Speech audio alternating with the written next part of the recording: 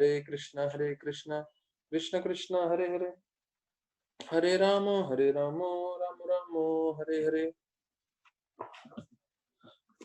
सभी भक्तों का स्वागत है आज के भागवत कथा में।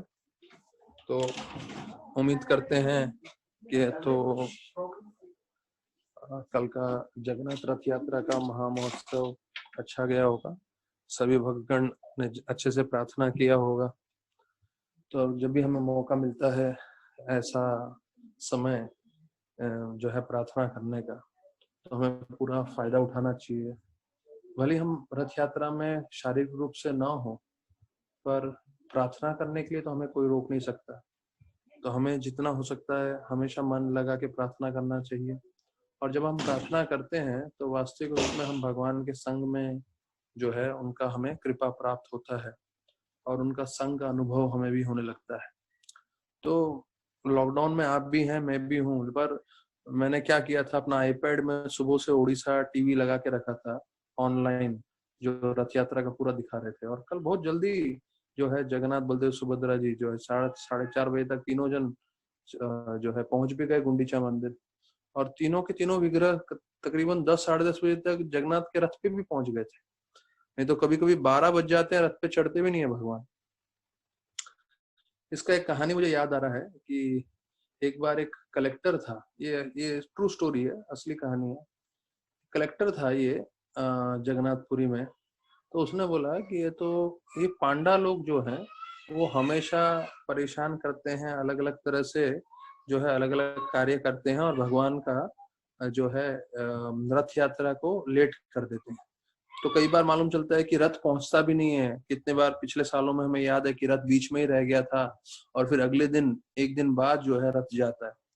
तो कलेक्टर को लगा ये सब पांडा लोग जो है मिलके अपना मिली भगत करते हैं और करते। तो उसने शेड्यूल बना दिया कलेक्टर ने उधर का, और बोला इतने बजे भगवान निकलेंगे पहाड़ी से, इतने बजे रथ पे चढ़ेंगे, इतने बजे रथ खींचना चालू होगा, और जो है इतने बजे शाम को 4-5 बजे तक जो है वो वहां पहुंच जाएंगे। और बोला कि देखो पूरा उसके हिसाब से ही पूरा कार्य होगा। और उन्हें किया भी वैसे ही, और पहंडी भी हुआ। वो सब होने के बाद जो है टाइम पे सब चला। फिर जगन्नाथ जी रथ के नीचे पहुंचे तो उसके बाद ऊपर ही नहीं चढ़े। तो तकरीबन तकरीबन उनका शेड्यूल ऐसा था कि 4 बजे तक जो है रथ सीधा गुंडीचा मंदिर पहुंच जाए। आप मानेंगे नहीं, 4 बजे तक जगन्नाथ जी नीचे ही रुके रहे, रथ पे नहीं चढ़े। तो जो महापात्र था उनको समझ में आया कि इतने घंटों हो गए भगवान जी रथ पे नहीं चढ़ रहे हैं। तकरीबन तकरीबन 11 बजे तक वो लेकर आ गए थे, 4-5 घंटे से ऊपर ही चढ़े। तो कलेक्टर को क्या लगा कि फिर से ये पांडा लोग जो है गड़बड़ कर रहे हैं। तो उसने क्या किया, उन्होंने पांडा को हटाओ, हमारे जो कर्मचारी हैं, जो पुलिस वाले हैं, वो लोग मिलकर उठाएंगे। कोई मिलके उठा ही नहीं पा रहा था जगन्नाथ जी को। जगन्नाथ जी हिलने को ही तैयार नहीं है वहां से। तो आप पांडा लोगों से बात करोगे तो पांडा लोग बोलते हैं कि लोगों को ऐसा लगता है कि पहाड़ी में हम भगवान को लेकर आ रहे हैं, पर भगवान को हम नहीं लाते हैं, भगवान हमें लाते हैं। वो जगत के नाथ है, उनको कौन उठा सकता है। तो जो कलेक्टर है उसने सब कुछ कोशिश कर लिया, जो है दूसरे अपने स्टाफ को बुला लिया, पुलिस वालों को बुला लिया, पर जगन्नाथ जी हिले ही नहीं वहां से, रथ पे नहीं चढ़ रहे थे। तो उसके बाद महापात्र जो था उसने समझ लिया कि कुछ तो अपराध किया है किसी ने, जिसके कारणवश जगन्नाथ जी हिल नहीं रहे। तो उन्होंने जो है बोला कि तो किसने जो है कुछ तो किया होगा करके पता लगा। तो कलेक्टर ने बोला कि, उनको मालूम था कलेक्टर ने ऐसा नियम बनाया है। तो उन्होंने कलेक्टर को बोला कि देखिए आसिर, आपके बात को गलत सिद्ध करने के लिए भगवान ऐसे अड़े हुए हैं, नहीं तो आप भगवान को कंट्रोल नहीं कर सकते। ये अपने शेड्यूल पे चलेंगे। कोई भी कलेक्टर हो या कोई बड़ा ही बड़ा प्रधानमंत्री हो देश का विदेश का, वो जगन्नाथ जी को कंट्रोल नहीं कर सकता। तो उसने बोला हाँ हाँ मैं मान गया, अभी 4 बज गए, अभी हिल ही नहीं रहे हैं, क्या करना है करके। तो बोला एक काम करते हैं। तो वहीं पे नीचे भगवान के लिए काफी भोग चढ़ाया, भगवान से माफी मांगा और बोला आप स्वराट हैं, हम आपको कंट्रोल नहीं कर सकते, पर भक्त इतने रुके हुए हैं, उनकी खुशी के लिए आप चढ़िए रथ पे। तो ऐसे करके जब महापात्र ने प्रार्थना किया, तब भगवान जगन्नाथ जी जो है रथ से नीचे से फिर रथ पे ऊपर आरूढ़ हुए, चढ़े। तो इतने सारे कहानियां हैं ये सब बताने के लिए कि जगन्नाथ जी स्वराट है, अभिज्ञ स्वराट, जो हम भागवत में भी पढ़ते हैं कि भाई उनको कोई कंट्रोल नहीं कर सकता, और जो मूर्खता वश सोचता है कि मैं कंट्रोल करूंगा, उसको भगवान नम्र बना ही देते हैं। और कल मतलब कथा के हिसाब से बहुत सारी चीजें हमने अब चर्चा की, बोली, ठीक है, लेकिन कई चीजें हमारे हृदय में भी जाना चाहिए, हमें समझना चाहिए कि कैसे भगवान आदान प्रदान करते हैं। जैसे मैं बता रहा हूँ कि एक विदेशी व्यक्ति भगवान जगन्नाथ जी को आलिंगन करे, ये असंभव है, कोई सोच भी नहीं सकता उसके बारे में। लेकिन भगवान जो है वो किसी चीज से सीमित नहीं है, किसी चीज से रुके नहीं है। अर्थात भगवान को किसी को कृपा देनी है तो भगवान सारे नियमों को बदल के, उल्लंघन करके उस व्यक्ति को पूरी तरह से कृपा दे सकते हैं। जो हमने कल के राधानाथ महाराज के कथा में सुना कि कैसे जो है उनको कृपा मिली कि जगन्नाथ जी को वो आलिंगन कर सके। और 2006 की बात तो ऐसी है कि महाराज बोलते हैं सब दूसरे अपने विदेशी गुरु भाइयों को, अरे मेरी बड़ी पहचान है, तुम लोग आओ जगन्नाथपुरी, तुम लोगों को भी मैं आलिंगन कराऊंगा। तो इंद्रद्युम्न महाराज का कोई तो बड़ा प्रोग्राम था, वो प्रोग्राम स्टार्ट होने वाला था रथ यात्रा के बाद, तो सिर्फ रथ यात्रा अटेंड करने के लिए इंद्रद्युम्न महाराज 2006 में फ्लाइट पकड़ के इंडिया आए और उड़ीसा में हम लोग के साथ जगन्नाथपुरी आए और रथ यात्रा अटेंड किया, 2006 का रथ यात्रा जो था। और महाराज ने उनको बोल के रखा था, उनके साथ मेरे हिसाब से जनानिवास प्रभु, पंकजांग्री प्रभु भी थे और भी भक्तगण थे। तो महाराज ने बोला था, क्योंकि उन्होंने एक बार एम्ब्रेस कर लिया था 99 में, तो उनका जो है श्रद्धा बढ़ गया था। तो उन्होंने बोला आप आओ, मैं आपको जो है जगन्नाथ जी का एम्ब्रेस कराऊंगा। और निश्चित रूप से बाकी लोगों को भी भगवान का आलिंगन मिला। और उसके बाद अभी गवर्नमेंट ने बंद कर दिया है आलिंगन करना, क्योंकि सब पांडा लोग पैसा ले रहे थे वगैरह वगैरह। तो एक चीज समझना है, जो कल भी मैं बता रहा था, देखिए ये जो पांडा है या जो भी भगवान के भक्त हैं, पांडा मतलब जगन्नाथपुरी के हिसाब से बोल दीजिए या इस्कॉन में जितने भी भक्त हैं, इस्कॉन में कोई भी आया है, इसका मतलब कृष्ण भगवान रहे, राधा रानी ने उसको कृपा दी है तो ही आया, नहीं तो इस्कॉन में जुड़ना असंभव है ये चीज। अभी जब जुड़ गया है, फिर उसमें जो भी कलमश है, जो भी गलतियां हैं, जो भी अनर्थ है, वो कृष्ण भगवान संभाल लेंगे। हमें क्या करना है, हर भक्तों को सम्मान देना है, और एक चीज ध्यान रखना है, हम किसी वैष्णव का अपराध न करें। अगर वैसा करते हुए हम जीवन व्यतीत करेंगे तो हमेशा भक्ति में टिके रहेंगे। जैसे राधानाथ महाराज ने बताया था कि अगर आप सिंसियर हैं और अगर आप नम्र हैं, ये दोनों चीज बहुत जरूरी है। अगर आप सिंसियर हैं और नम्र हैं तो ये दो चीजों के साथ जो है अवश्य जो है अपना जीवन सार्थक करके भगवत धाम जा सकते हैं। सिंसियर मतलब रोज नियम अनुसार माला कर रहे हैं, मेहनत कर रहे हैं। हाँ, तो अभी हम लोग ने जपा सिस्टम स्टार्ट किया हुआ है, तो जो जो सिंसियर है वो जुड़ जाएगा। अभी मैं आपको बताता हूँ, मेरे ग्रुप में इतने सारे दीक्षित लोग हैं। हाँ, और अभी उन सबको इन्फॉर्म करना है और जोड़ना बाकी है उनको। दीक्षा ले चुके हैं, दीक्षा लेने के बाद जपा तो करना ही है, तो जपा करना है तो सुबह को ही जपा करिए और दूसरों लोगों को भी प्रोत्साहन दीजिए। क्योंकि जब आप उत्साह पूर्वक जपा करेंगे, भक्ति करेंगे, तो दूसरे लोगों को भी उत्साह मिलेगा। और जपा तो करना ही है नहीं भाई, क्योंकि आपने वचन लिया हुआ है। तो दिन भर में जब जपा करो, इससे तो बेहतर है ब्रह्म मुहूर्त में कर लो। और हमने टाइम भी वैसे ही जो है एडजस्टेबल रखा है, 6 बजे का रखा है। और उसमें भी किसी को मुश्किल हो रहा है तो 6:30 बजे जुड़ जाए, लेकिन जुड़े। तो उससे क्या होगा, धीरे धीरे धीरे धीरे, मैं जानता हूँ लोगों की आदत नहीं है, जैसे मुझे मालूम नहीं था, आज से शायद 3 महीना पहले प्रवचन में मैं बोल रहा था 90-95% इस्कॉन जो है ब्रह्म मुहूर्त में जपा नहीं करता। मैंने ऐसे ही बोल दिया था वो चीज। और अभी कृष्ण भगवान ने ऐसी कृपा की है, ऐसा उन्होंने मार्गदर्शन किया है कि हम लोग सबको मौका मिल रहा है दूसरों को भी ब्रह्म मुहूर्त में जपा कराने का। तो जुड़िए, कोशिश करिए। और मैं विशेष रिक्वेस्ट करूंगा जो मलाड के ग्रुप के हैं, तो धीरेन्द्र प्रभु और धीरेन्द्र प्रभु तो अभी कनाडा में बैठे हैं, पर कभी हो सके तो फोन करिए सब लोगों को और उत्साह कराइए कि सुबह जपा के लिए ज्वाइन करें। तो अगर आप कनाडा से बैठ के जपा कर सकते हो तो आप फोन मारोगे तो यहाँ बॉम्बे में रहने वाले लोग तो जपा के लिए जुड़ ही सकते हैं। और मलाड का बड़ा ग्रुप है, वसई का बड़ा ग्रुप है, वसई का ग्रुप में से सिर्फ 2-3 लोग ही जपा के लिए आते हैं। देखिए इसमें एकदम स्पष्ट है, अगर आप जपा में नहीं जुड़ रहे हो इसका मतलब एक ही है, या तो आप सो रहे हो या तो आप जपा ही नहीं करते हो। मैं थोड़ा हेवी बोल रहा हूँ, बुरा मत मानिए। बड़े बड़े भाई दीक्षित लोगों ने जपा छोड़ दिया है।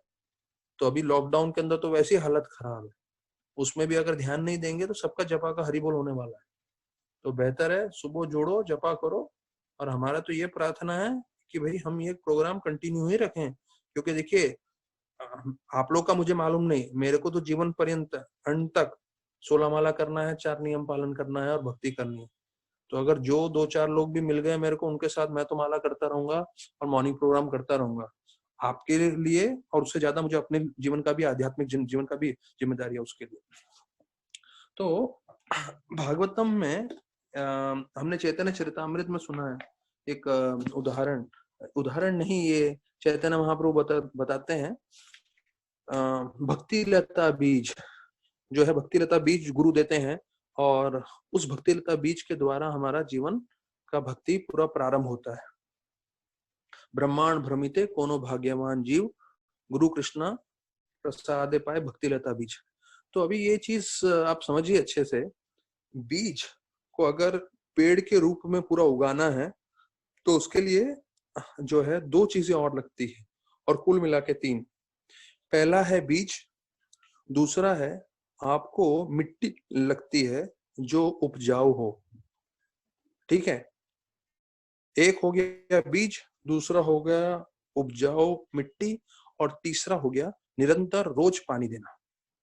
अगर ये तीनों चीज होगा तो उस बीज में से अंकुरित होंगे, फिर छोटा लता निकलेगी, उसमें से फिर जो है पौधा निकलेगा, और धीरे धीरे वो पेड़ का रूप जो है धारण करेगा।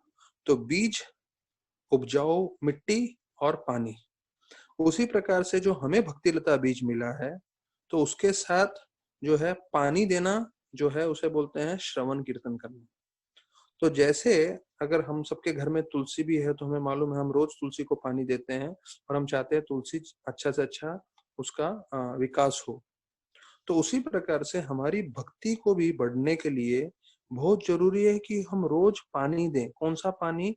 श्रवण कीर्तन का। और वही चीज भागवतम में सब जगह बताया गया है कि हमें श्रवण कीर्तन करना है, हमें श्रवण कीर्तन करना है, हमें श्रवण कीर्तन करना है, और ये रोज करना है। और उसके साथ ये जो मिट्टी है जिसे उपजाऊ बोलते हैं, वो बताया जाता है आपके वैष्णव गुण। मतलब आपको नम्रता होना चाहिए, सहनशीलता होना चाहिए, अहंकार नहीं आना चाहिए, किसी का अपराध नहीं करना चाहिए। अगर ये तीनों चीजों का मिलन होगा तभी वो जो बीज अंकुरित होके जो है पौधा बनेगा, पेड़ बनेगा। तो उसी प्रकार से आप समझिए, इसमें से तीनों में से एक भी नहीं होगा तो गड़बड़ होगा हमारे आध्यात्मिक जीवन में। तो कितनी बार लोग श्रवण कर रहे हैं, कीर्तन कर रहे हैं, लेकिन फिर कुछ समय बाद भक्ति छोड़ देते हैं। क्यों? क्योंकि उनके जो जो जैसे हमने बताया, ये मिट्टी जो उपजाऊ है वो उनके गुणों के ऊपर है। अगर वैष्णव अपराध कर रहे हैं तो वैष्णव अपराध करते करते भक्तों के संग से बाहर निकल जाएंगे। मेरे सामने ही बहुत सारे मेरे काउंसलिस भी हैं जिनकी दीक्षा भी हुई है, और दीक्षा होने के बाद भी उनका स्वभाव ऐसा था कि वो दोष ढूंढते रहते थे। मैंने उनको कितनी बार समझाया, वैष्णव है, वैष्णव के बीच में मत दोष ढूंढिए, मत दोष ढूंढिए। और आप मानेंगे नहीं, वो जो दीक्षित भक्त थे वो एक टाइम पे जो है राधानाथ महाराज के साथ जो है उनके साथ व्रतचंद्र प्रभु के साथ सेवा कर रहे थे। मतलब महाराज को क्लोज डायरेक्ट सर्विस में थे वो, लेकिन उनका दीक्षा भी हो गया था, लेकिन उनमें एक ही गलती था, दोष ढूंढते थे, दोष ढूंढते थे। उनको अच्छा नहीं लगता था कि डिवोटी ऐसा करते हैं, वैसा करते हैं। मैंने उनको इतनी बार समझाया, छोड़ दो, छोड़ दो, छोड़ दो, क्या जरूरत है, क्या जरूरत है। भक्तों के बीच में क्यों ये सब होता रहता है, उसकी तरफ ध्यान मत दो। लेकिन वो उसी को लेके बैठे रहते थे, और अंतिम में क्या हुआ, पूरे भक्तों के संग से बाहर चले गए। और दीक्षित हैं, पर तकरीबन तकरीबन मेरे खुद से, जो मैं उनका शिक्षा गुरु हूँ, 2 साल से, मैं 3 साल से मेरे से टच में भी नहीं हूँ। हाँ, तो उम्मीद करते हैं कहीं पे भी रह रहे होंगे, भक्ति कर रहे होंगे, लेकिन ये अधिकांश समय होता है अगर आपके पास ये वैष्णव गुण नहीं है तो इसलिए नम्रता, नम्रता, नम्रता। अभी देखिए कल परसों महाराज ने 6 तारीख को जो वापस से फिर से एक लेक्चर दिया था, भक्ति चारों महाराज के बारे में बताया। उसमें महाराज ने बताया कितना दपि सुनिचे ना करो, नम्र रहना है, सहनशील रहना है। ये हमारे आध्यात्मिक जीवन के लिए बहुत ही मुख्य है, बहुत ही जरूरी है। तो याद रखिएगा, बीज, बीज के साथ उपजाऊ मिट्टी और पानी। तो कम से कम हम, हो सकता है हमारे में अच्छे गुण ना हो, स्वीकार कर सकते हैं, लेकिन कम से कम हमें कोशिश करना चाहिए कि हम जो है सिंसियरली भगवान से प्रार्थना करें, सिंसियरली जप करें और नियम पालन करने की कोशिश करें। और अगर हम में दूसरे अनर्थ भी हैं तो हम प्रार्थना करेंगे तो भगवान अवश्य हमें मार्गदर्शन करेंगे और हमें सही आध्यात्मिक भक्ति में प्रगति करने का मार्ग बताएंगे। तो अभी हम भागवतम के तीसरे स्कंद के 5वें अध्याय में चल रहे हैं, पाठ चल रहा है हमारा। तो विदुर जी जो मैत्रेय जी से चर्चा कर रहे हैं और उसमें हम पहुंचे हैं 44 श्लोक तक, 43 श्लोक तक हो गया था, 44 श्लोक से चालू करना है। पर 35 से जो 43 श्लोक तक थे, 39 से 43, उसमें विशेष रूप से देवतागण भगवान विष्णु की प्रार्थना कर रहे हैं और वो बहुत ही उत्तम प्रार्थना लगे। और ये विस्तार पूर्वक ध्यान पूर्वक एक एक शब्द के द्वारा पढ़ना बहुत फायदे का है। यहाँ तक कि भक्ति पुरुषोत्तम महाराज अपने इसमें बुक में लिखते हैं कि ये जो आप लोग को गाइड बुक मिला है सुबोधिनी, हमें क्यों नहीं मिला 30 साल पहले जब हम लोग भक्ति में जुड़े, 30-40 साल पहले। मतलब आपको कितना आसान हो जाता है वही भागवतम पढ़ना। यहाँ पूरा सेक्शन कर दिया है, समझाया गया है, जिससे आप इतनी आसानी से आप समझ सकते। मैं आपको एक चीज बताता हूँ, ये भागवतम समझने के लिए आपको एक एग्जांपल दे रहा हूँ। मेरे एक मित्र थे हेमंत तोतला कॉलेज में, उसका भाई मुझे बता रहा था कि उसका भाई इंजीनियरिंग करता था और वो हॉस्टल में था और उधर उसको ट्यूशंस नहीं थे, क्लासेस नहीं थे। तो एक एक मैथ्स के सम्स बताया जाता है, इंजीनियरिंग में थोड़े मुश्किल भी होते हैं। तो जो कॉलेज में पढ़ाते थे थोड़ा बहुत पढ़ा देते थे, बाद में उनको खुद को पढ़ना पड़ता था। तो बताते हैं वो इतना फ्रस्ट्रेट होता था, रोने लगता था जब उसको नहीं आता। फिर रोते रोते रोते जो है दुखी होके फिर से जो है आंसू पहुंच के फिर जो है वही पढ़ाई करने बैठता था। बोलते इतना स्ट्रगल कर करके जो है 4 साल मैंने इंजीनियरिंग का निकाला है। तो सोचिए ये आज से 20 साल पहले की बात है, जब मैं कॉलेज में था तो मेरे दोस्त के भाई ने मुझे ये बताया था। तो उसी प्रकार से जो है हमें आध्यात्मिक ज्ञान पढ़ाने के लिए इतने सारे लोग हैं, इतनी सारी किताबें हैं जो स्पष्ट रूप से और सिखा रही है हमको। हमें सिर्फ इतना चाहिए कि हम सिर्फ इसको सुने, श्रवण करें। आगे आने वाले श्लोकों में आने वाला है कि श्रवण करने की महिमा क्या है। तो हमने 29वें श्लोक में देखा, 39वें श्लोक में, कि कैसे भगवान का छत्र छाया लेना मतलब जो है छतरी के समान है। जैसे छतरी से हम बरसात से बच सकते हैं, तो उसी प्रकार से हम भगवान का हरिनाम ले रहे हैं, भक्ति कर रहे हैं, तो वो छतरी के समान है जो हमें सारे मुश्किलों से, तकलीफों से बचाएगा। तो एक चीज है ये थ्योरेटिकल सुनना कि हाँ भगवान की छत्र छाया लेंगे तो वो एक छतरी के समान है। और दूसरा चीज है कि इसको वास्तविक रूप में समझ के अपने जीवन में अपनाना, रोज श्रवण कीर्तन करना, भले ही कितने ही मुश्किलें तकलीफें आए, तो हम जो है कमिटमेंट लेंगे कि नहीं हमें करना ही है, चाहे कुछ भी हो जाए। तो फिर भगवान भी अपनी कृपा देंगे और हम भी भक्ति से जुड़े रहेंगे और हमें भगवान का छत्र छाया मिलेगा हर परिस्थिति में। फिर दूसरे में देखा हमने 40वें श्लोक में कि कैसे भगवान की भक्ति जो है हमें ज्ञान देती है। और तापत्रय, तो ये जब तापत्रय पढ़ रहा था मैं तो मुझे याद आया कि जो फर्स्ट कैंटो भागवतम का फर्स्ट चैप्टर का 2nd वर्स है, उसमें भी लिखा है तापत्रय उन्मूलनम। तो तब मैंने आप लोग को समझाया था कि तापत्रय उन्मूलनम, तो उसका वर्णन मैंने आप लोग को करके बताया था कि कैसे तीनों तरह के ताप से हम जो है बच सकते हैं। तो वैसे ही इसके अंदर भी बताया गया है तो वैसे ही इस तरह इसमें भी बताया गया है कि कैसे इस 40वें श्लोक में तापत्रय। अभी देखिए 1000 श्लोक तकरीबन हम आगे आ चुके हैं फर्स्ट कैंटो से 3rd कैंटो में। पूरे 18,000 श्लोक है, हम लोग ने 2 कैंटो कवर कर लिए, मैं मोटा मोटी बता रहा हूँ। उसके बाद वापस से वही चीज आ रहा है तापत्रय, अर्थात ये जो 3 तरह के ताप हैं जो मैंने आपको बताया था जब मैं समझा रहा था कि इसका कोई समाधान नहीं है, लेकिन जब जीव भक्ति करता है तो भगवान उसको पूरी तरह से छत्र छाया देते हैं, आश्रय देते हैं और इन सब चीजों से उनको बचा लेते हैं।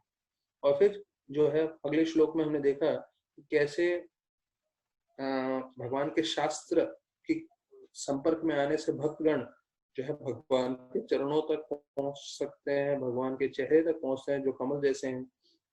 और भगवान जो है उन्होंने बहुत कृपा करके हमें गंगा दिया है, और गंगा के आश्रय लेना मतलब कृष्ण भगवान का आश्रय लेना, और उससे हमारे पूरे पाप नष्ट हो जाते हैं। मैंने आप लोगों को ये पहले भी बताया, मैं फिर से बताऊंगा, ये मुख्य चीज है हम सबके लिए जानना कि व्यक्ति के सुखी रहने के लिए एक बहुत महत्वपूर्ण चीज ये है कि उसके पाप नष्ट होने चाहिए पूरे। अगर पाप नष्ट नहीं हुए, वो कोई भी हो, किसी भी पदवी में हो, कितना ही उसके पास धन हो, कितना ही खूबसूरत हो, कितना ही फेमस हो, लेकिन उसके जो पाप है, वो पाप के कारण उसको जो है पाप का फल भोगना पड़ेगा, और वो अच्छे से अच्छे परिस्थिति में होने के बावजूद भी बहुत दुखी हो सकता है, और उसमें जो है बहुत सारे विकट के विकट परिस्थिति आ सकते हैं। तो हमें पाप से मुक्त होना है। तो प्राचीन काल में लोग ज्यादा से ज्यादा पैसा कमाने की कोशिश कर रहे हैं और सोच रहे हैं मैं पैसा कमा के खुश हो जाऊंगा, लेकिन उनको समझना चाहिए कि भले उनके पास कितना भी पैसा आ जाए, लेकिन अगर उनके पाप नष्ट नहीं हुए हैं तो उनके पैसों के साथ भी वो बहुत दुखी रहेंगे, परेशान में रहेंगे, तकलीफ में रहेंगे। तो फिर बताया जाता है कि ये हमने जो 41 श्लोक में चर्चा किया, तो इसके तात्पर्य में भी हमने काफी चीजें देखी, प्रभुपाद जी बताते हैं। और फिर 42 श्लोक में बताते हैं कि कैसे ज्ञान और वैराग्य मिलता है भक्ति करने से, और भगवान का स्मृति मिलती है 43rd श्लोक में देखा। और प्रभुपाद लिखते हैं it gives courage to the devotees, मतलब उत्साह भी देते हैं इसके बारे में। तो जो है 43 श्लोक तक हमने पूरा चर्चा किया हुआ है, आज 44 श्लोक से हम आगे चर्चा करेंगे।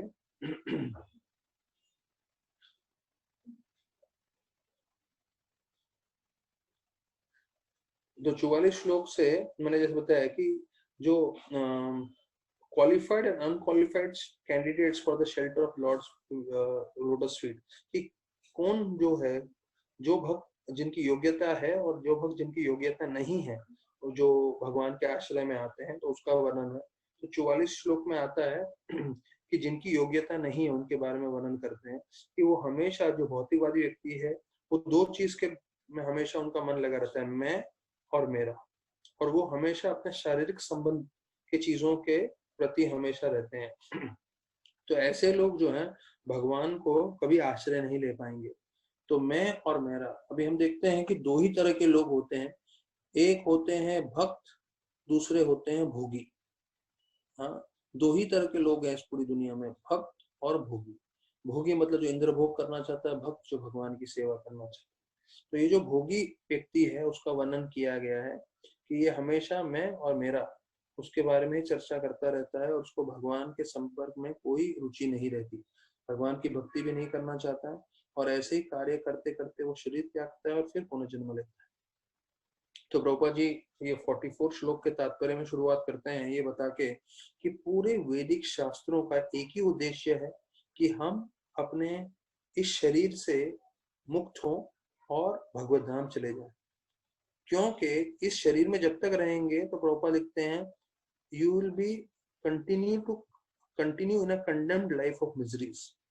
देखिए थोड़ा भारी शब्द है प्रभुपाद इस्तेमाल कर रहे हैं, बोल रहे हैं कि यहाँ पे आपको हर तरह से दुख, परेशानी, तकलीफ ही भोगना पड़ेगा, और इसका कोई दूसरा मार्ग नहीं है, उपाय नहीं है इससे निकलने का। तो प्रभुपाद लिखते हैं पर्सन हु वर्शिप विष्णु और कॉल्ड डेमिगॉड्स, ये हमने ये तो परसों का चर्चा किया था। तो फिर दूसरा बताते हैं कि अगर हमें सभी दुख तकलीफों से मुक्ति चाहिए, तो उसके लिए हमें एक चीज करना होगा, वो है हमें हरि कथा श्रवण करना होगा। ये 44 श्लोक में बोल रहे हैं प्रभुपाद कि जितने भी तकलीफ है, तो प्रभुपाद लिखते हैं कि perpetually condemned to miseries of material existence. इसका मतलब है कि अनित्य काल के लिए हम लोग इस भौतिक जगत में फंसे हुए हैं और अलग अलग तरीके से दुख भोग रहे हैं, और इसका कोई अंत नहीं है। जैसे हम बोलते हैं आध्यात्मिक जगत में जो है जीवन अशाश्वत काल के लिए है, life is eternal in the spiritual world, तो भौतिक जगत भी उसी तरह से एटर्नल ही है। क्यों? क्योंकि आप देखिए ब्रह्मा का कितना बड़ा जीवन है, तो ब्रह्मा का जितना 100 साल का जीवन है तब तक हम जन्म लेते रहेंगे लेते रहेंगे लेते रहेंगे, और ब्रह्मा जी का अंत हो जाएगा तो फिर से महाविष्णु के शरीर में जाएंगे, और जब भी वापस से महाविष्णु सृष्टि का निर्माण करेंगे, फिर से हम जो है सृष्टि में आएंगे और फिर से हम भोग करने की कोशिश करेंगे। तो ऐसे जो है भोग करने की प्रवृत्ति से अगर हमें बचना है तो उसके लिए भक्ति करना अति आवश्यक है। तो इसमें भगवत बता रहे हैं, one can get relief from the bondage he simply agrees to hear only Krishna कथा। तो हमें एक ही चीज करना है, वो है क्या, हरि कथा सुनना है। तो हरि कथा पढ़ने में थोड़ी एनर्जी लगती है, आपको किताब खोलना पड़ता है, समझने की कोशिश करनी पड़ती है, कभी कभी नींद आ जाता है, लेकिन सुनना तो उससे भी आसान है। तो आपको क्या करना है, सिर्फ कनेक्ट होना है या कहीं पे भी कथा चालू करना और कथा सुनते रहना है। तो उससे हमारे जीवन के जितने भी तकलीफें हैं, परेशानी है, दुख है, उसका विनाश हो सकता है। ये भागवतम बता रहा है, मैं नहीं। तो बताते हैं फिर से प्रभुपाद इसी 44 श्लोक के अंत में कि सिर्फ हरि कथा सुनने से आप भगवत धाम जा सकते हैं। इसलिए प्रभुपाद लिखते हैं कि जीव, जितने भी जीव हैं, उन सबको ट्रेनिंग दिया जाना चाहिए कि वो हरि कथा सुने by all means. By all means मतलब ये ना के ना प्रकारेना, जिसे इंग्लिश में बोलते हैं हुक और बाय क्रुक। हाँ, किसी तरह से कैसे आप दिमाग लगा रहे हो, कैसे कर रहे हो, वो आपके ऊपर है। हाँ, जो हर भारतीय व्यक्ति है वो बहुत बुद्धिमान है, जो हर इंडियन रहता है वो बहुत बुद्धिमान है। यहाँ तक कि हम एक सामान भी लेने जाते हैं, 4 जगह से भाव निकालते हैं, फिर सबसे सस्ता वाला जो होता है, अच्छा क्वालिटी का होता है, वो उठाते हैं। तो हर एक व्यक्ति बहुत बुद्धिमान है। कैसे श्रवण करना है वो आपको सोचना है, लेकिन भागवतम का सार क्या है कि रोज आप हरि कथा सुनिए, रोज आप भागवतम सुनिए, और अगर आप वो सुन रहेंगे तो आप जो है सभी मुश्किलों से, तकलीफों से बचे रहेंगे। फिर 45 श्लोक में बता रहे हैं कि ऐसे व्यक्ति जो पूरी तरह से असद वृतभीर, मतलब भौतिक चीजों में पूरी तरह से लगे हुए हैं, भौतिक कार्यों में लगे हुए हैं, वो आपके चरण को नहीं देख सकते। लेकिन जो भक्त होते हैं वो तो हमेशा इसी में आनंदित रहते हैं, वो तो हमेशा आप ही का स्मरण करते हैं, आप ही का भक्ति करते हैं, और वो हमेशा आनंद में रहते हैं। क्यों? वो आपकी सेवा में लगे रहते हैं। पदनास्य विलस्य लक्ष्य। तो इसका मतलब है जो भक्त होते हैं वो हमेशा आनंद में रहते हैं। क्यों? क्योंकि वो हमेशा आपकी सेवा में लगे रहते हैं।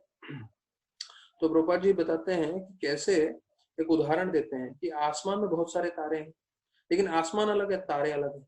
तो उसी प्रकार से बोलते हैं भगवान है और भगवान के साथ जीव है, तो हम दोनों अलग हैं और हम हमेशा अलग ही रहने वाले हैं। तो गीता में सबसे पहले कृष्ण भगवान यही बताते हैं अर्जुन को कि मैं और आप जो हैं दोनों अलग अलग हैं और अलग ही रहेंगे, कभी हम मिलते नहीं है। मिलना मतलब जो मायावादियों का कहना है कि हम भगवान में लीन हो जाते हैं, वो कुछ नहीं होता। वो होता है सिर्फ ब्रह्म ज्योति में, उससे भी पतन हो जाता है, प्रभुपाद जी बता रहे हैं। तो ये जो मायावाद का है, ये बहुत बार प्रभुपाद जी ने बताया है, पर मैं बार बार रिपीट नहीं करूंगा, मतलब क्योंकि ना ही आप लोग को रुचि है इसके बारे में, ना ही मुझे रुचि। कोई मायावाद के बारे में बात करेगा ना, उसके बारे में सुनने का भी नहीं, उसको बोलने का ठीक है भैया जो तुम्हें करना है करो, अपना समय बर्बाद नहीं करने का। क्यों? आपको मैं इसके पीछे एक दूसरा संदर्भ बताता हूँ। ये 6ठे स्कंद में कथा आती है, इंद्र भगवान का और वृत्रासुर का युद्ध हो रहा है। तो वृत्रासुर जो है युद्ध करते समय जो है वो देखता है कि इंद्र बार बार युद्ध करने में उसको कोई उत्साह नहीं है, और वो जो है हतोत्साहित हो रहा है, मतलब दुखी हो रहा है, युद्ध नहीं कर रहा है, और उसका जो वज्र है वो गिर गया है। जबकि वो वज्र ददाची जो ऋषि थे उन्होंने अपना जीवन दिया था, उनकी हड्डियों से वज्र बनाया था इससे वृत्रासुर को अंत करने के लिए, और वो उठा नहीं रहे हैं, वो गिर गए हैं। तो उन्होंने थोड़ी देर उनको समझाया, उनको प्रोत्साहन दिया कि आप क्षत्रिय हो, आप युद्ध करोगे तो युद्ध से आपका कल्याण होगा। लेकिन फिर वृत्रासुर सोचने लगे मैं क्यों इंद्र के साथ समय बर्बाद कर रहा हूँ। अब देखिए वृत्रासुर दानव है, वृत्रासुर दानव है और इंद्र सबसे प्रमुख देवता है, और उल्टा देवताओं के राजा हैं वो इंद्रलोक के। और वृत्रासुर बोला मैं इनके साथ समय क्यों बर्बाद कर रहा हूँ, इससे तो बेहतर ये होगा कि मैं भगवान में ध्यान करूं।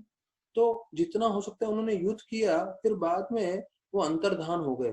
आंख बंद करके वृत्रासुर जो है पूरी तरह से कृष्ण भगवान का स्मरण करने लगे और बोले इंद्र को छोड़ो, ये छोड़ो। तो वहां लिखा है कि वो अपना समय बर्बाद नहीं करना चाहते। तो भक्तों का समय बहुत मूल्यवान है, हमें समझना चाहिए किसको देना है किसको नहीं देना है। जो कई लोग सिर्फ समय बेकार की बातें करके बकवास करके उनको कुछ सुनना नहीं है और हमारा समय लेना चाहते हैं, ऐसे लोगों को समय नहीं देना चाहिए हमें। तो जैसे मैंने बताया, मायावादी का किसी का भी रहेगा या बहुत ज्यादा, मायावादी तो कम लोग मिलते हैं पर ज्यादा इंद्रभोगी लोग ही मिलते हैं हम लोगों को। तो उनका सुन सुन के अपना दिमाग खराब नहीं करना चाहिए और उनके साथ ज्यादा समय नहीं बिताना चाहिए, यहाँ तक कि वो हमारे परिवार वाले ही क्यों न। तो सम्मान देना चाहिए, थोड़ा बात करना चाहिए, पर हमें वो हमेशा ध्यान रखना चाहिए कि भाई वो ज्यादा हमारा समय नहीं ले, क्योंकि हमें अपना समय बहुत महत्वपूर्ण है। हमें अपना समय ज्यादा से ज्यादा कृष्ण के साथ बिताना है, कृष्ण का संग लेना है, नाम जप करना है, भागवत करना है। तो ये सब करने से हम कृष्ण के संग में रहेंगे, हमारी कृष्ण भक्ति बनी रहेगी। नहीं तो ऐसे अभक्तों के साथ रहेंगे तो वो तो भक्ति करते नहीं है, हमें भी भक्ति के मार्ग से जो है गिरा देंगे।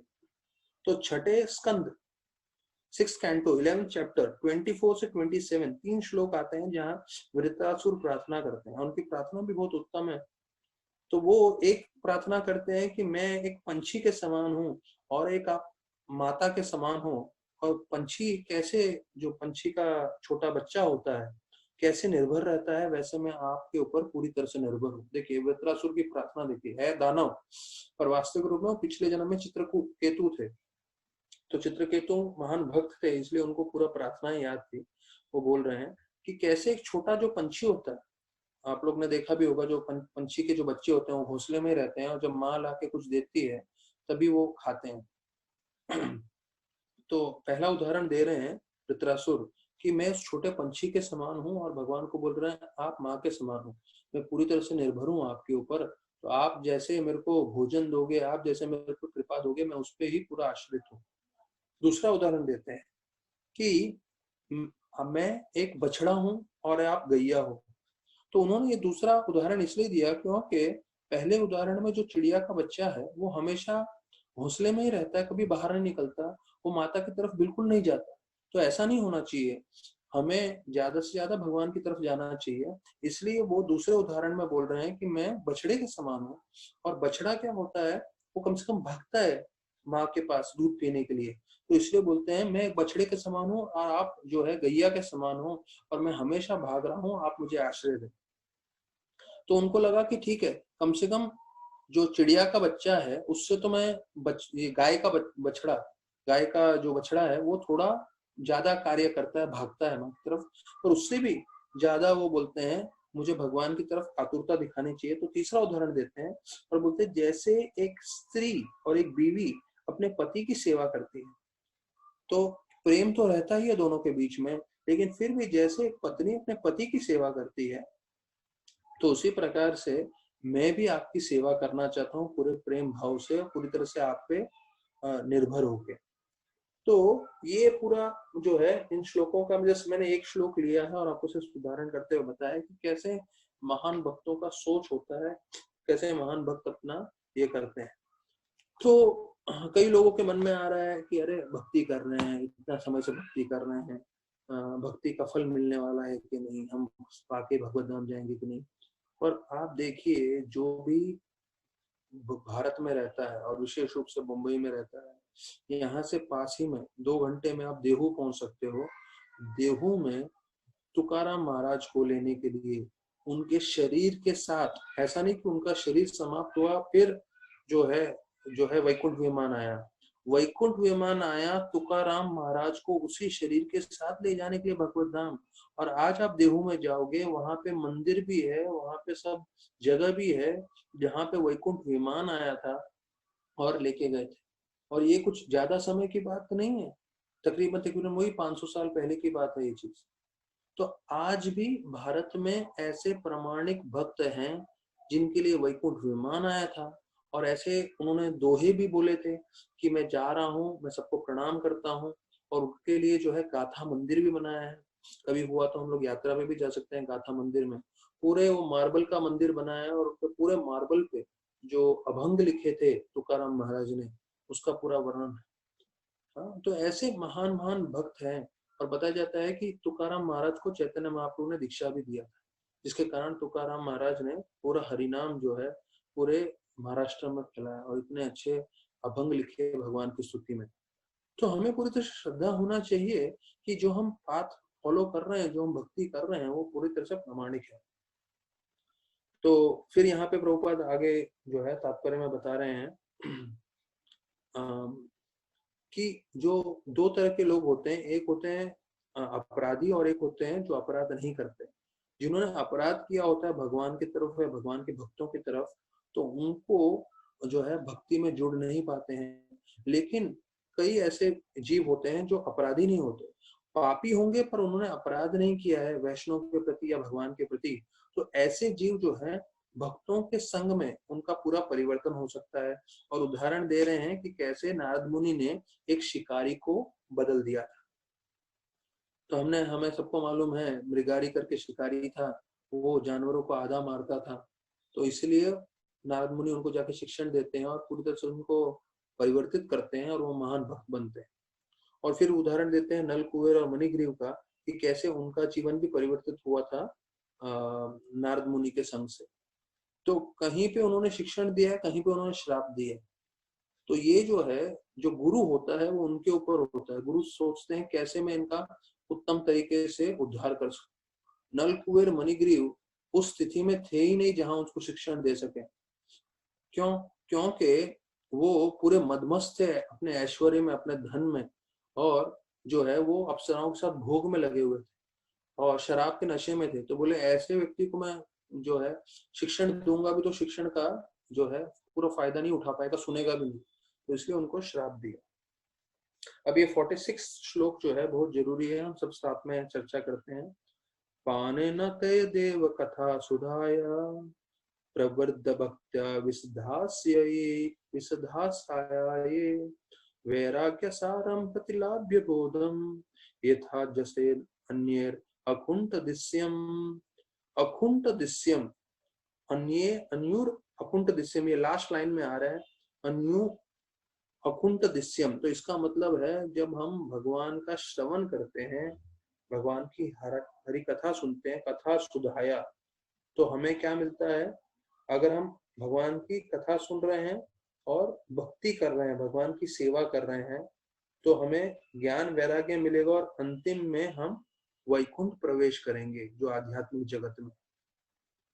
तो ये श्लोक स्पष्ट रूप से बताता है कि जिसका हमने अभी तुकाराम महाराज के बारे में बताया कि तुकाराम महाराज कैसे भक्त थे। तुकाराम महाराज का प्रसंग आता है कि जब उनकी बीवी को जाना था उनको रोटी देने के लिए, तो कौन से पहाड़ पे बैठे हैं उनको समझ नहीं आता था। तो क्या करते थे, वो अपना कान लगाते थे धरती पे और उधर के पत्थर के पास। तो जिस जो है किला मतलब पहाड़ पे छोटा जो पहाड़ रहता था जिसपे बैठे रहते थे और वहां पे भजन कर रहे होते थे, तो भजन का इतना शक्ति था उनका नाम में कि पत्थर को हाथ सुनते थे कान लगा के, तो उसमें से भी हरि नाम आता था। तो उनको समझ में आता था उनकी भार्या को, हाँ ठीक है वहीं जाना है, यहाँ पे है हमारे प्रभु। तो उनका भी कभी होगा मौका मिलेगा तो उनका भी हम जीवन चरित्र विस्तार पूर्वक चर्चा करेंगे। एक वृंदावन प्रभु करके हैं पूना में, उन्होंने पूरा एक तुकाराम महाराज जी का बुक लिखा हुआ है, अंग्रेजी में भी है, हिंदी में भी है, मराठी में भी है वो बुक। तो उसमें पूरा लाइफ स्केच ऑफ तुकाराम है। तो जैसे हम भागवतम कर रहे हैं, भागवतम के साथ साथ कभी हमें ऐसे महान भक्तों का जीवन चरित्र भी सुनना चाहिए, बहुत इंस्पिरेशन देगा। तो उन्होंने सब उनके अभंग पढ़ के और ये पढ़ के, वो खुद पहले सन्यासी रह चुके हैं और बहुत सीनियर डिवोटी हैं, तो वो हम बीच कभी चर्चा करेंगे। तो यहाँ पे बताया गया वैकुंठ अकुंठ दिस्यम, मतलब वैकुंठ की प्राप्ति करते हैं जो भक्त भगवान की हरि कथा सुन के भक्ति करते हैं। तो ये देखिए वापस से यही चीज आया हुआ है। तो हमने पहले स्कंद में सुना है, दूसरे स्कंद में सुना है, तीसरे स्कंद में सुन रहे हैं। बार बार एक ही चीज क्यों दोहराया गया है कि हम हरि कथा सुने, भक्ति करें, और हम ये दो चीज करेंगे तो अवश्य वैकुंठ हम प्राप्त करेंगे। बार बार कहने का मतलब ये है कि हम बार बार सुन के हमें ध्यान करें कि हमारा जीवन का उद्देश्य क्या है, वैकुंठ प्राप्त करना। वैकुंठ, कुंठ मतलब जहाँ मुश्किल तकलीफ परेशानी हो, वैकुंठ मतलब जहाँ पे कोई तकलीफ नहीं, परेशानी नहीं, मुश्किल नहीं। प्रभुपाद लिखते हैं कि भक्तों को क्या करना है, उनको सिर्फ भगवान के बारे में श्रवण करना है, जो बहुत ही सरल है। और उनको उसी तरह से जब भगवान का हरि कथा श्रवण करते हैं जो बहुत सरल है, और उसी सरलता से अपना जीवन व्यतीत करना है। तो भक्ति सिद्धार्थ से ठाकुर बताते थे कि सरलता वैष्णव का एक बड़ा गुण है। सरलता, सरलता मतलब उनमें दोगलापन नहीं रहता, वो झूठ नहीं बोलते, वो कुछ बोल के अपना कार्य कुछ दूसरा नहीं करते, वो सरल जीवन जीते हैं। तो यहाँ प्रभुपाद बता रहे हैं भक्तों को क्या करना है, सिर्फ जो है भगवान की हरि कथा सुननी है, और जो बहुत सरल है, और उसी हिसाब से सरलता पूर्वक अपना जीवन व्यतीत करना है, तो जो है हम भगवत धाम पहुंच पाएंगे। तो प्रभुपाद लिखते हैं, with a serious attitude devotee throws away all achievements like so much dust. अर्थात जब हम वैकुंठ के लिए जा रहे हैं, तो यहाँ पे प्रभुपाद बता रहे हैं कि हो सकता है हमारे जीवन में हमें बहुत सारी दूसरी जो है चीजें मिले जो आध्यात्मिक भक्ति के लिए अनुकूल ना हो। तो वो चीजों को जो भक्त है, जैसे कई बार हम लोग जमीन पे से उठते हैं तो धूल लगा रहता है, विशेष रूप से दंडवत प्रणाम करने के बाद, तो हम लोग कैसे धूल झाड़ देते हैं।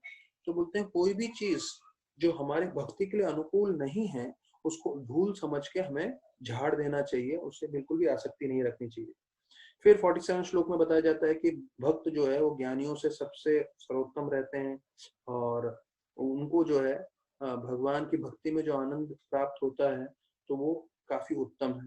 तो उसके तात्पर्य में प्रभुपाद बताते हैं कि द लिव, जो अभक्त है वो भी मेहनत कर रहे हैं, लेकिन भक्त भी मेहनत कर रहे हैं, लेकिन जो अभक्त है वो भक्तों से बहुत ज्यादा मेहनत कर रहे हैं। तो हम दो, हमारे में और अभक्तों में जो मेहनत करना है, उन दोनों में फर्क क्या है। बोलते हैं क्योंकि जब हम मेहनत करते हैं तो वो मेहनत जो है वो भगवान की भक्ति के लिए, भगवान की सेवा के लिए। और भगवान इतने कृपालु हैं, जब हम मेहनत कर रहे हैं भगवान की सेवा करने के लिए, भगवान का नाम जप करने के लिए, भगवान की कथा सुनने के लिए, तो भगवान उसी वक्त हमारे हृदय में आनंद दे देते हैं। तो उससे क्या होता है, हम भले ही मेहनत कर रहे हैं, लेकिन मेहनत करते हुए हमें आनंद भी मिल रहा है, तो हमें अनुभव नहीं होता हम कितना मेहनत कर रहे हैं। तो ये जो है बहुत मुख्य चीज है जो बहुत कम लोग समझ पाते हैं। कई लोगों को लगता है अरे क्यों इतना श्रवण कर रहे हैं, क्यों इतना कीर्तन कर रहे हैं, सो क्यों नहीं जाते, छुट्टी क्यों नहीं लेते। हाँ? तो कई लोग मेरे को बोलते हैं अरे आप संडे को तो छुट्टी लो, आप क्यों बोलते रहते हो इतना ज्यादा। तो आपको ये समझना चाहिए, यहाँ प्रभुपाद जी इस चीज का जवाब दे रहे हैं, जब हम भगवान का श्रवण करते हैं, कीर्तन करते हैं, तो भगवान हमारे हृदय में वो आनंद की स्फूर्ति देते हैं, जिससे जो हम मेहनत कर रहे हैं वो हमें मेहनत नहीं लगता, वो मेहनत भी हमें आनंद लगता है। ये बहुत मुख्य चीज है हम भक्तों के लिए जानना। तो ये 47वें श्लोक में प्रभुपाद जी वर्णन कर रहे हैं। तो फिर बोलते हैं कि जो भक्त होते हैं उनको और ज्यादा से ज्यादा आनंद आता रहता है।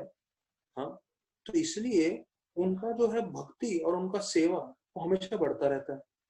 अभी कैसा है, जैसे आप भगवान की सेवा करते हैं, आप प्रभुपाद लिख रहे हैं, the devotees derive more transcendental pleasure while engaged continuously in the service of Lord than when they have no such engagements। तो जब भगवान की सेवा में हम लगे रहते हैं तो हमें आनंद मिलता है, तो जब भगवान की सेवा में नहीं लगते तो हमें वो आनंद नहीं मिलता। तो इसलिए भक्त जो है वो हमेशा सेवा में लगे रहने की कोशिश करता है, जो कर्मी व्यक्ति समझ नहीं सकता। उसको लगता है क्यों हमेशा माला लेके बैठता है, ये क्यों हमेशा भागवत लेके बैठता है, क्योंकि उसको भगवान का संपर्क मिल रहा है, भगवान उसके हृदय में उसको आनंद दे रहे हैं। अगर आपको और मुझको आनंद नहीं मिल रहा होता तो हम 3 महीने से कथा नहीं करते थे, लेकिन भगवान हमें दे रहे हैं, इस बात का सबूत है। और उसका प्रभुपाद जी उदाहरण देते हैं, एक पुरुष एक स्त्री है, दोनों जब मिलते हैं, परिवार के साथ रहते हैं, हस्बैंड वाइफ शादी करके, तो थोड़ी मुश्किलें होती हैं, तकलीफ होती है, लेकिन वो हमेशा आनंद में रहते हैं। क्यों? क्योंकि उन दोनों को एक दूसरे का संग मिल रहा है। और वही पुरुष स्त्री अगर अकेले रहने जाएंगे तो दुखी हो जाएंगे। क्यों? क्योंकि उनको संग नहीं मिल रहा। तो उसी प्रकार से जैसे पुरुष स्त्री साथ में आते हैं, थोड़ी तकलीफ होती है पर आनंद भी रहता है पति पत्नी का। प्रभुपाद जी ये लास्ट लाइन में बता रहे हैं। तो उसी प्रकार से जब हम भगवान की भक्ति करते हैं, भगवान की सेवा करते हैं, तो थोड़ी तकलीफ होगी, थोड़ा तपस्या होगा, सुबह उठ के जप करने में, भागवत पढ़ने में, भागवत सुनने में, भागवत बोलने में। लेकिन जब हम ये तकलीफ लेंगे तो भगवान पैरेलली उसी वक्त हमारे हृदय में वो आनंद देंगे, वो स्फूर्ति देंगे जिससे हम लगातार ये सेवा करते रहें। तो ये 47 श्लोक था। फिर 48 to 51 ये जो 4 श्लोक हैं, यहाँ पे जो देवता गण है वो प्रार्थना कर रहे हैं कि आप हमें मार्गदर्शन करिए जिससे हम ये सेवा कर सकें अच्छे से। तो वो बताते हैं 48 श्लोक में कि आपने हमें बनाया है सृष्टि का निर्माण के लिए, तो अभी आप हमें जो है मार्गदर्शन भी करें जिससे हम आपकी सेवा को संपूर्ण रूप से कार्य कर सकें। तो प्रभुपाद लिखते हैं इसके 48th वर्स के लास्ट लाइन में कि हमें हमेशा भगवान के लिए कार्य करना चाहिए और उससे हमें संपूर्ण रूप से हार्मनी मतलब हमें आनंद मिलेगा और हम संतुष्ट हो रह के जीवन व्यतीत कर सकते हैं। तो हमें हमारा जीवन का उद्देश्य एक ही होना चाहिए कि भगवान का कार्य होना चाहिए। तो आप 49 श्लोक में बताते हैं आप हमें ज्ञान दीजिए, हमें मार्गदर्शन करिए जिससे हम सेवा कर सकें। तो गीता में भगवान का एक नाम है भूतभृत। प्रभुपाद लिखते हैं 49 श्लोक में भूतभृत मतलब कि वो जो है हम सब जीवों को संभाल रहे हैं। तो जीवों को संभालने का कार्य भगवान का है और हमारा कार्य है भगवान की भक्ति करना।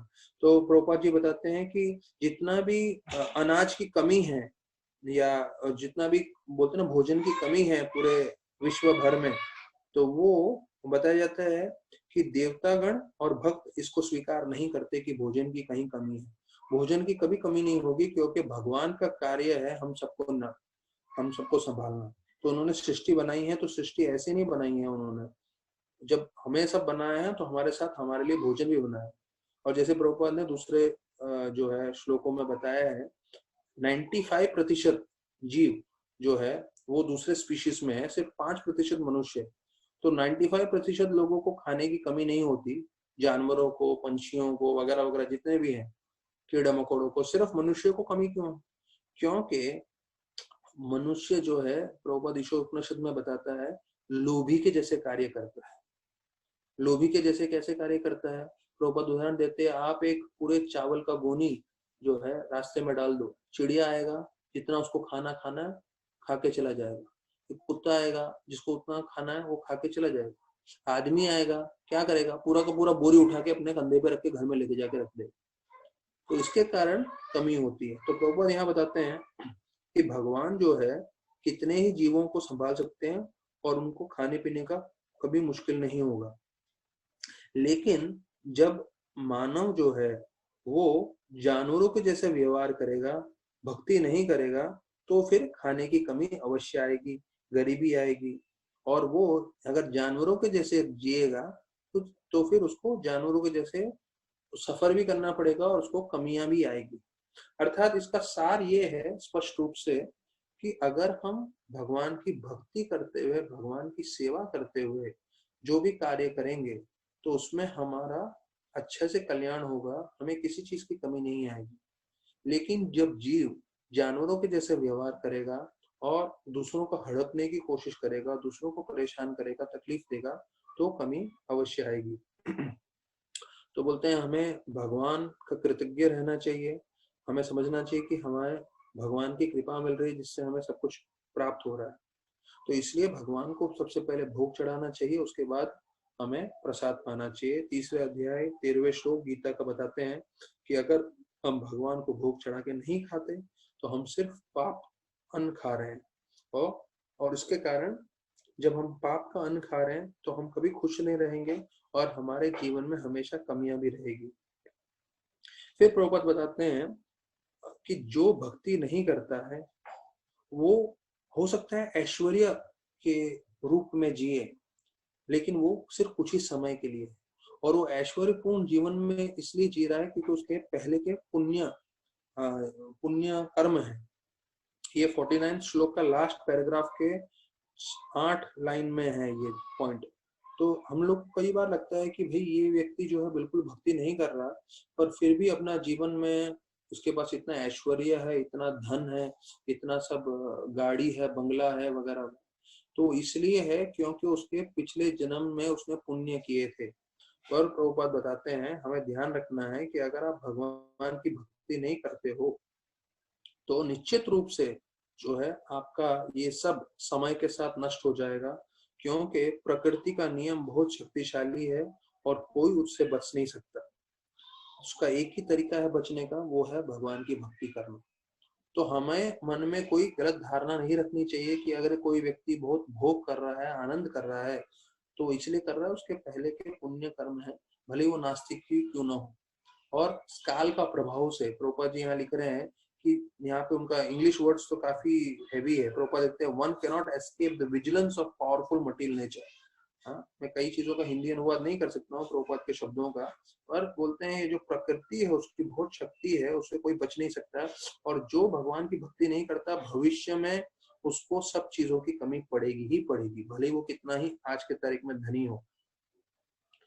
फिर 50वें श्लोक में बोलते हैं कि आपने कैसे सृष्टि का निर्माण किया और कैसे आपने जो है जीवों को जो है इस भौतिक प्रकृति में भेजा, जिसके कारण जो है सबका सब जीवों का शुरुआत हुआ, उनका जो है जीवन कार्य प्रारंभ हुआ। तो प्रभुपाद लिखते हैं इसके तात्पर्य में कि भगवान जो है वो स्वतंत्र है, वो कभी किसी के अधीन नहीं आते, लेकिन भगवान बहुत कृपा करते हैं जो वो अपने भक्तों के पुत्र बनते हैं। तो हमेशा कृष्ण भगवान जो है हम देखते हैं कैसे वासुदेव देवकी के पुत्र बने, नंद महाराज यशोदा के पुत्र बने। तो ये जो है भगवान की विशेष कृपा है। लेकिन भगवान को कोई जरूरी नहीं है कि उनको माता पिता के द्वारा ही प्रकट होना है। उदाहरण दे रहे हैं नरसिंह देव का और अहल्या का। ये अहल्या और नरसिंह देव दोनों पत्थर में से प्रकट हुए।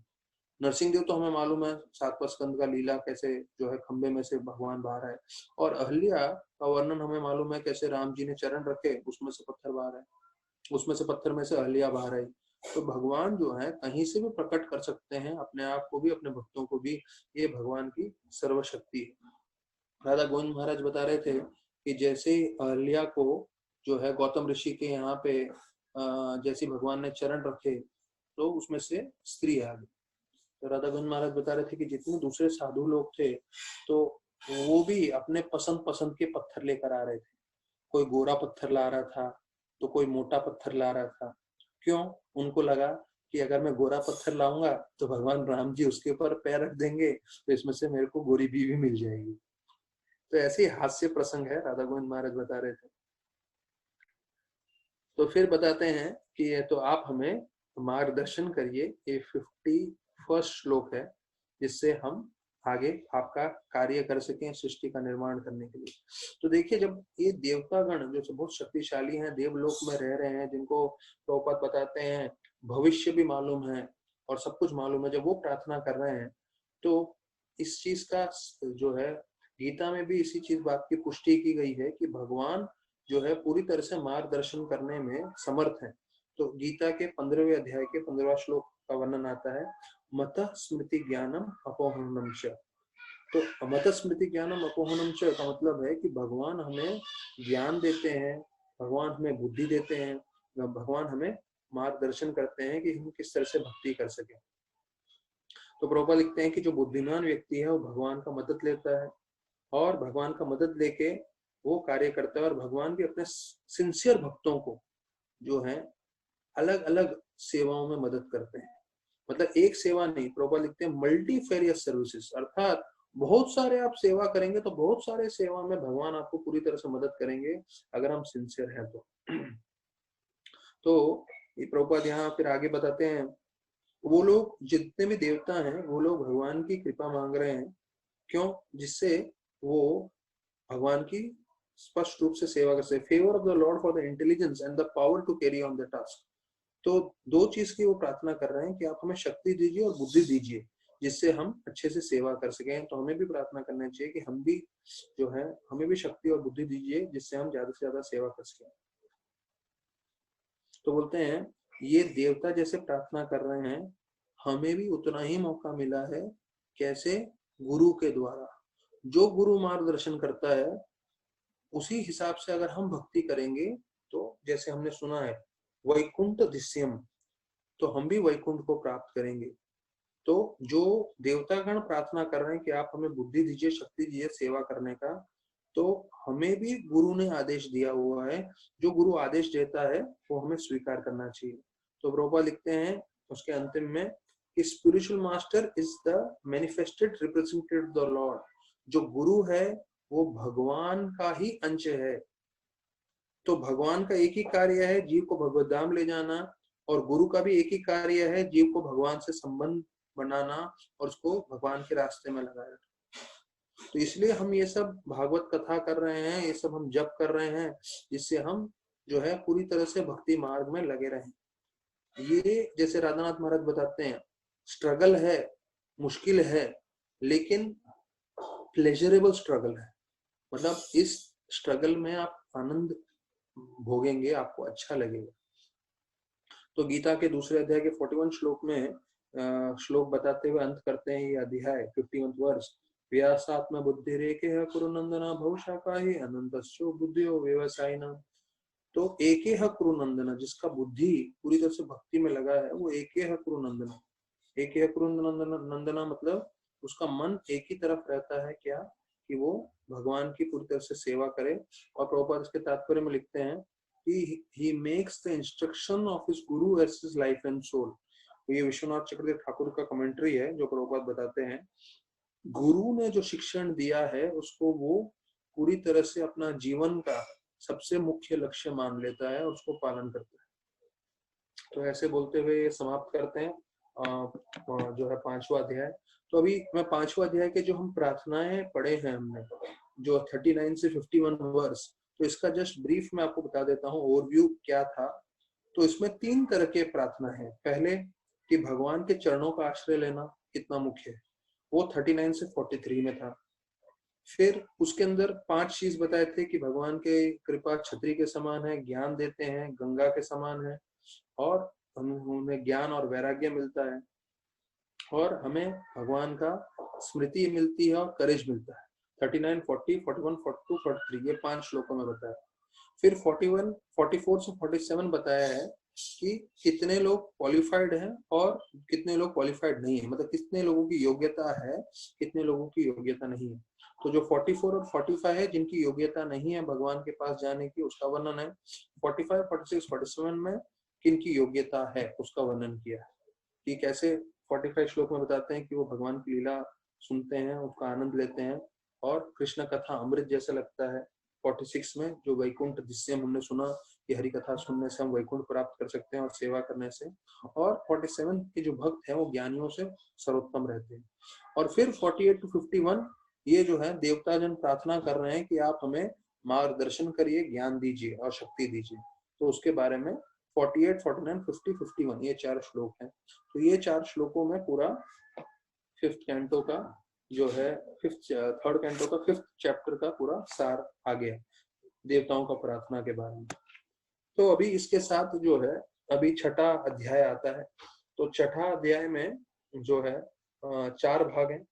इसमें से पहला भाग है जिसमें बता रहे हैं कि पहले 10 श्लोकों में भगवान का विराट रूप का वर्णन किया गया है, तो कल हम चर्चा करेंगे। 11 से 26 श्लोक में जो है अलग अलग देवता जो हैं वो विराट रूप के बारे में वर्णन कर रहे हैं, और उनका कैसे उनके साथ जुड़े हुए उसका वर्णन आता है, और कैसे जीव का और इतने सारे लोकों का और वर्णों का निर्माण हुआ वो 27 से 34 श्लोक में आता है। और अंतिम में 35 से 40 आखिरी 5 श्लोकों में जो है मैत्र ऋषि को लग रहा है कि मैं भगवान की लीला का गुणगान करने के योग्य नहीं हूँ, ऐसा वर्णन करते हुए ये 6ठा अध्याय पूरा है। तो वो हम कल से प्रारंभ करेंगे। उससे पहले मैं आप लोगों को थोड़ा कृष्ण लीला में से जो है कुछ कथा बता दूं। कृष्ण लीला में से जो शिक्षण है जो हमने थोड़े सुने हैं, तो ये बहुत जरूरी है हमारे लिए।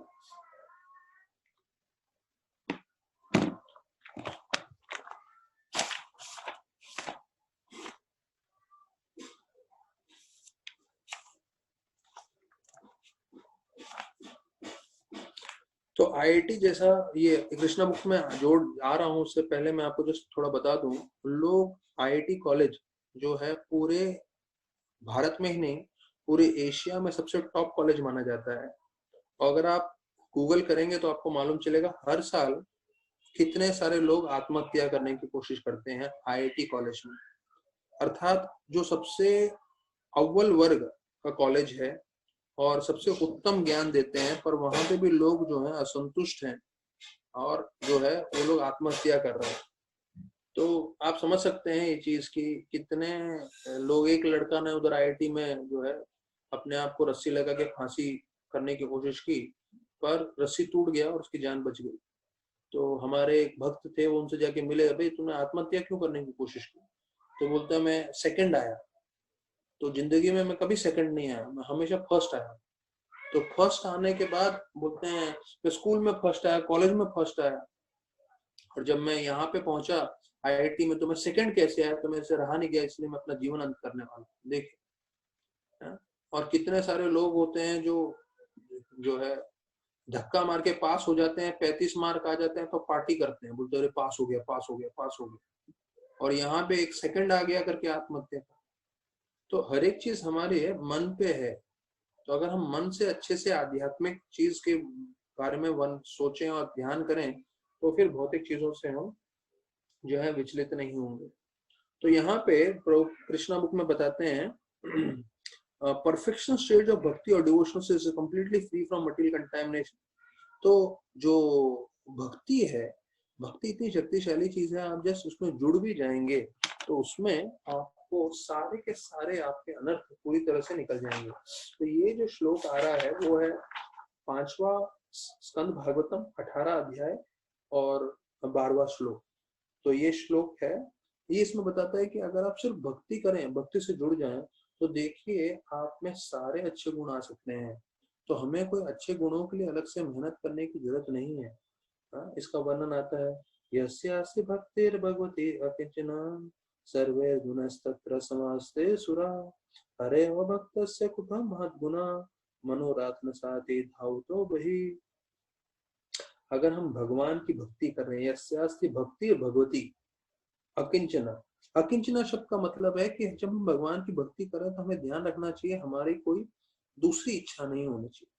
जो हम लोग ने पहले स्कंद में भी सुना है, दूसरे अध्याय में, सवय पंसो करो धर्म अहेतु की अप्रत्यता। अहेतु की मतलब हमारा कोई हेतु नहीं होना चाहिए, बिना हेतु के हम भगवान की सेवा करना चाहिए हमें। जब हम सेवा कर रहे हैं हमारा एकमात्र उद्देश्य ये होना चाहिए क्या, कि भगवान आप प्रसन्न हो, हम आपकी प्रसन्नता के लिए ये सेवा कर रहे हैं। ये नहीं सोचना चाहिए कि अरे इससे मुझे क्या मिलेगा। तब जो है बताया जाता है आपको भगवान सारे गुण देते हैं, सारी शक्तियां देते हैं। तो बोलते हैं सर्वैर गुण, सर्वैर गुण मतलब एक गुण नहीं देते, मैं सभी आपको गुण दे दूंगा, सारे अच्छे गुणों से आपको जो है मैं शोभित कर दूंगा, अगर आप मेरी भक्ति करें अकिंचन रूप में, कोई इच्छा से नहीं।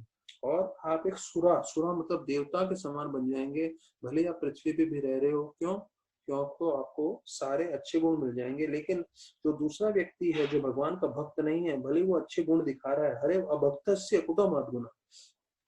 ये देखिए, ये श्लोक जो है वो भगवान को प्रार्थना कर रहे हैं, जम्बूद्वीप के निवासी। वो बोल रहे हैं कि कोई अभक्त है, भले उनमें अच्छे गुण हो, हाँ, उस अच्छे गुणों का क्या फायदा, क्योंकि जीवन के अंत में उनके सारे अच्छे गुण खत्म हो जाएंगे और ज्यादा में ज्यादा उनको पुण्य मिलेगा। इससे बेहतर यह है कि हम भगवान की भक्ति करें और भगवान की भक्ति करके सारे अच्छे गुण प्राप्त करें। तो यहाँ बताते हैं प्रभुपाद कृष्णा बुक में कि एक ब्राह्मण का क्या कर्तव्य है, ये हम सबको जानना जरूरी है। कि ब्राह्मण का कर्तव्य है पठन पाठन यजन याजन दान प्रतिग्रह, कि वो पठन करता है और दूसरों को पढ़ाता है, पढ़ता है और पढ़ाता है। लेकिन दूसरा चीज बोलते हैं कि ब्राह्मण को संतुष्ट नहीं होना चाहिए सिर्फ पठन पाठन करके, उसका कर्तव्य है कि दूसरों को भी ब्राह्मण बनाए, दूसरों को भी ये ज्ञान दे। तो ये बहुत अति आवश्यक है। ज्ञान दे मतलब सिर्फ ज्ञान नहीं दे, उनको भी ब्राह्मण बनाए और वो ब्राह्मण भी जाके आगे प्रचार करे। मतलब मैं तो पठन पाठन कर रहा हूँ, लेकिन मेरा उद्देश्य ये होना चाहिए कि जितने भी श्रोतागण हैं, जितने भी लोग सुन रहे हैं, वो लोग भी मेहनत करें, थोड़ा भागवतम पढ़ें, नोट्स निकालें और आगे दूसरे लोगों को प्रचार करें। ब्राह्मण मतलब दूसरों को भी ब्राह्मण बनाएगा, दूसरों को भी पठन पाठन सिखाएगा, ये प्रभुपाद जी बता रहे हैं। तो अगर आप लोग भी करेंगे तो आप लोग को भी भगवान की कृपा मिलेगी, और विशेष रूप से चैतन्य महाप्रभु की, प्रभुपाद की। तो जो आपको अच्छा लगता है कथा में, प्रवचन में, उसका नोट्स निकाल लीजिए, किसी न किसी को बताइए। तो ऐसे हमारे परिवार में, हमारे दोस्तों में कोई ना कोई बहुत लोग मिलेंगे जिसको आप कथा सुना सकते हो, जिनको आप प्रेरणा दे सकते हो भक्ति के बारे में। हमारे सुबह के जपा में जुड़ने के लिए आप बोल सकते हो। तो इन सब चीजों से उनकी भी आध्यात्मिक भक्ति बढ़ेगी और विशेष रूप की आपकी आध्यात्मिक बढ़ेगी, भक्ति बढ़ेगी। और बताने के बाद अगर वो प्रेरित नहीं होते हैं, वो भक्ति में नहीं जुड़ते हैं, तो कोई बात नहीं, कम से कम आपने कोशिश की तो भगवान आपको पूरी तरह से कृपा देंगे। भौतिक और आध्यात्मिक में यही फर्क है। आध्यात्मिक में अगर आप सफल नहीं भी हुए तब भी भगवान की पूरी कृपा मिलेगी, और भौतिक जीवन में अगर आप सफल नहीं हुए तो आपको कुछ नहीं मिलता। इसलिए आध्यात्मिक जीवन सबसे सर्वोत्तम बताया जाता है।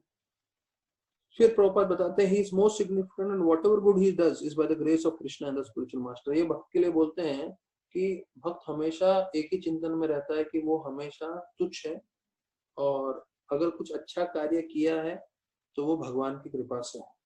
बिना भगवान की कृपा से कोई अच्छा कार्य संभव नहीं हो सकता, नहीं कर सकते करके। और फिर बोलते हैं कि being greatly disturbed by the absence of Krishna, they simply thought all day and night about his pastimes। अभी गोपियों का वर्णन करते हुए बता रहे हैं कि जब कृष्ण भगवान नहीं थे तो वो सिर्फ कृष्ण भगवान के बारे में स्मरण करते थे, उनकी लीलाओं का याद करते थे, और उस लीला को याद करने से, चर्चा करने से उनको उतना आनंद मिलता था, उनको लगता था कि हम कृष्ण के संग में। तो उसी प्रकार से जब हम भागवतम चर्चा कर रहे हैं तो हमें साक्षात्कार पूरी तरह से नहीं है, लेकिन भागवतम चर्चा करने से हम जो है साक्षात भगवान के संग में हैं, और उस संग में हमारा जीवन का उद्धार हो सकता है।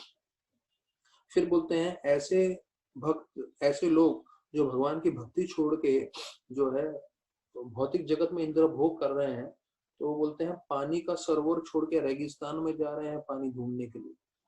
उनके पास पानी का सरोवर है, पानी का सरोवर अर्थात जल है उनके पास, और जल में पूरी तरह से आनंद प्राप्त कर सकते हैं, पर वो छोड़ देते हैं और भागते हैं रेगिस्तान में।